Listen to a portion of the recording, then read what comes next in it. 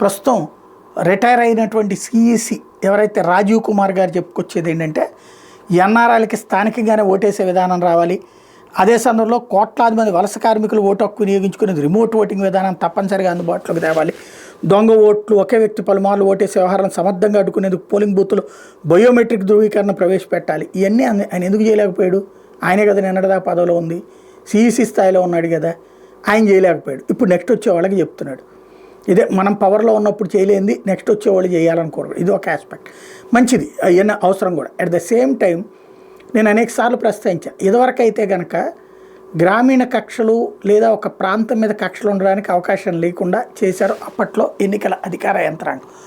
ఒక మంచి నిర్ణయం ఏంటంటే మనకి ఇదివరకటి రోజుల్లో ఈ బూత్లో ఎన్ని బ్యాలెట్లు, ఈ బూత్లో ఎన్ని బ్యాలెట్లు అక్కడ ఎవరికి పడ్డాయనేది తెలిసిపోయేది. దానివల్ల ఆ ప్రాంతం మీద కక్ష కట్టేవాళ్ళు నాయకులు. దాన్ని కవర్ చేయడం కోసం అని చెప్పేసి ముందు వచ్చినవన్నీ 25 ఒక కుండీలో ఒక పెద్ద డబ్బాలో వేసేసి 25 చొప్పున ఒక కట్ట కట్టేసి ఆ కట్టలని ఇంకో డబ్బాలో వేసి ఆ తర్వాతన వేరు చేసి లెక్క కట్టేవాళ్ళు. తద్వారా ఇక్కడ ఎవరు ఏ ప్రాంతం వాళ్ళ ఓట్లు ఎటుపడ్డాయి అనేది తెలిసేది కాదు.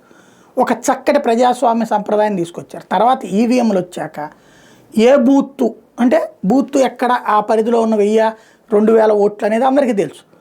ఆ బూత్ లెవెల్లో ఎవరికి పడ్డాయో తెలిసిపోతుంది. దాంతో మళ్ళీ కక్ష సాధింపులు నడుస్తున్నాయి. మనం ప్రత్యక్షంగా ఇప్పుడు కక్ష సాధింపులు రాజకీయాలు నడుస్తున్నట్టు ఆంధ్రప్రదేశ్లో స్పష్టంగా చూస్తున్నాం.